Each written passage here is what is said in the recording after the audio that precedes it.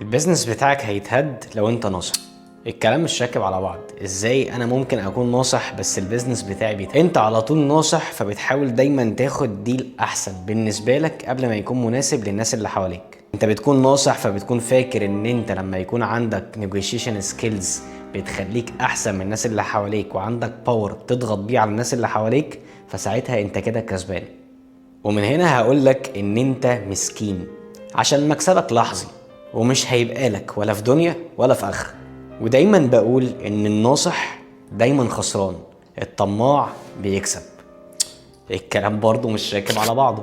الطماع علشان هو طماع ان هو يكسب وينجح اكتر، دايما بيدور على اكتر طريقة مستدامة انه يكسب منها علاقات وفلوس وعملاء، فدايما بيراعي الطرف التاني قبل ما يراعي نفسه. وعلشان هو طماع في ان هو يكسب وينجح، فدايما بيهتم ان الطرف التاني يكون مستفاد اكتر منه، خصوصا لو الناس التانية بتعمل مجهود اكتر منه. الناصح دايما بيفكر ازاي هو بس اللي يطلع كسبان، حتى لو دخل قالك وين تو وين، وهو في نيته ان هو بس اللي بيكسب.